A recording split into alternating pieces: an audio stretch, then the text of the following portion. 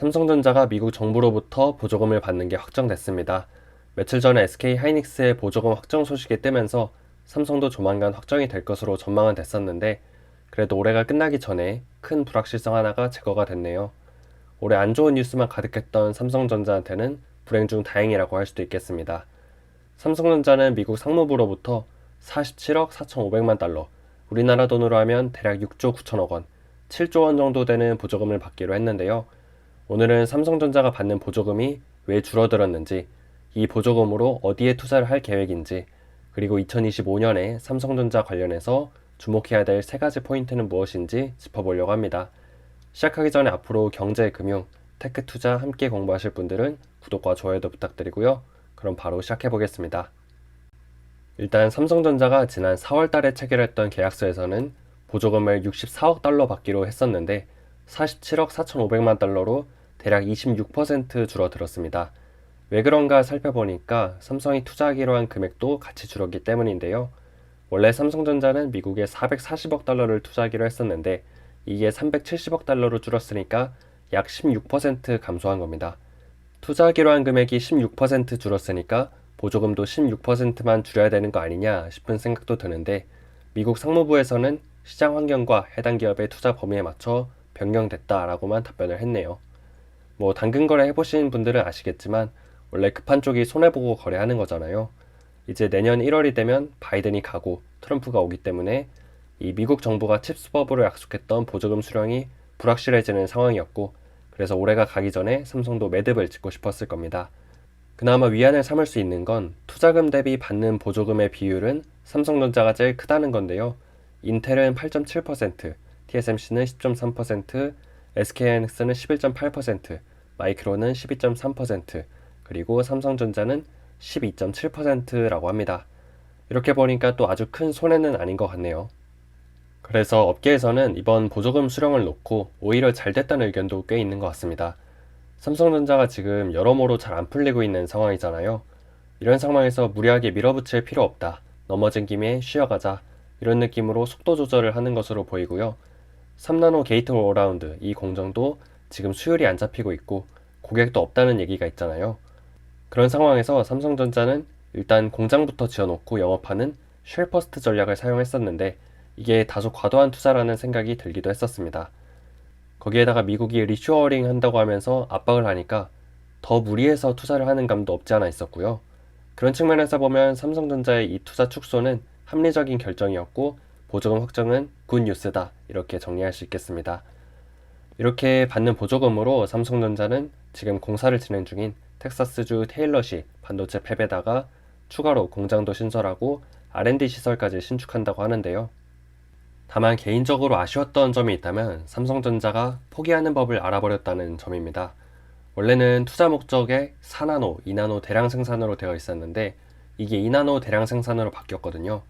그러니까 4나노를 패싱하고 2나노로 바로 간다는 것처럼 보이기도 하는데 지금 3나노도 제대로 안 되는 상황에서 2나노 직행이 과연 맞는 선택일까 하는 생각은 듭니다. 물론 이번 투자는 2026년 이후를 보고 하는 거니까 그때쯤이면 3나노 수율도 안정되고 2나노로 가는 게 시기적으로 맞긴 한데 그냥 마음이 급하니까 복습도 안 하고 진도만 빨리 나가는 느낌이 든다는 거죠. 예전에 삼성이 2나노 하겠다 하면 어떻게든 하겠구나 싶은 믿음 같은 게 있었는데 올해는 그 신뢰가 너무 많이 깨져서 그런가 사실 이번에도 큰 기대가 되진 않습니다. 삼성이 또 HBM 메모리에서는 1A에서 1B를 건너뛰고 1C, 1D로 간다 이런 말도 있었잖아요. 이것도 결국에는 하이닉스보다 기술력이 밀리니까 과감한 결정을 내리는 거긴 한데 정상적인 전략은 아니기 때문에 지켜볼 필요가 있다는 거죠. 그리고 또 원래는 파운드리와 패키징을 한 번에 해주는 턴키 서비스를 이 미국 팹에서 하기로 했었는데 패키징도 잘 안 되다 보니까 첨단 패키징 투자를 제외하면서 일자리도 4,500명에서 3,500명으로 줄였다 하죠. 어떻게 보면 삼성이 현실 파악을 제대로 하고 올바른 의사결정을 내린 걸 수도 있는데 삼성전자가 예전에 어떤 회사였는지 아는 사람 입장에서 보면 좀 씁쓸한 마음이 드는 건 어쩔 수가 없네요. 자, 어쨌든 이렇게 삼성전자가 올해 2024년 되게 힘든 시기를 보내고 2025년을 맞이하게 됐는데요. 아마 내년에도 획기적인 변화가 없다면 실적 부분에서 큰 성장은 없을 겁니다. 그럼에도 2025년에 삼성전자 관련해서 주목해야 될 관전 포인트 3가지를 꼽아보자면요. 반도체를 하는 DS 부문 사업부별로 하나씩 말씀드려 볼게요. 일단 제일 중요한 메모리 사업부는 결국에 HBM이죠. 전영현 부회장이 DS 부문장과 메모리 사업부장까지 겸임을 하면서 총력을 다할 것으로 보이는데, 올해 물 건너갈 것으로 보이는 이 엔비디아 납품, 이게 언제 이뤄질 수 있는지 먼저 봐야 될 것 같아요.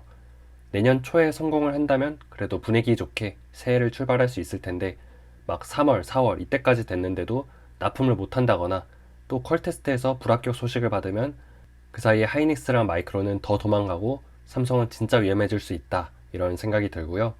다음으로 시스템 LSI 사업부는 엑시노스 2500의 귀환인데요.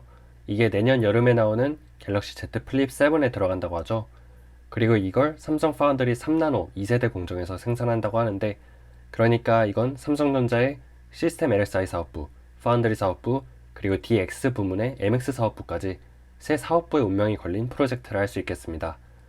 그리고 2026년에는 애플에서 폴더블 아이폰을 출시할 수도 있기 때문에 내년이 정말 폴더블에서 삼성이 선구자 역할을 할 수 있는 마지막 기회라는 생각이 들고요.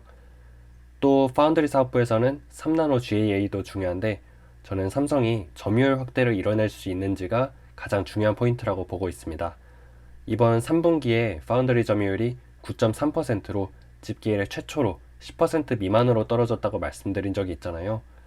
그래서 삼성도 선단 공정을 계속 하겠지만 성숙 공정에서 고객을 많이 확보해서 점유율을 늘리겠다고 했기 때문에, 그리고 이를 위해서 영업 출신 사장을 사업부장 자리에 앉혔기 때문에 점유율에서 얼만큼의 성과를 내는지 지켜보시면 좋겠습니다. 오늘은 이렇게 미국 보조금을 받아낸 삼성전자 다행인 점과 아쉬운 점을 짚어보고 내년도 삼성전자 관전 포인트 3가지까지 살펴봤는데요. 올해 저도 그렇고 많은 분들께서 쓴소리만 엄청나게 해서 삼성전자 직원분들도 사기가 많이 떨어져 있다고 합니다. 그럴 수밖에 없겠죠.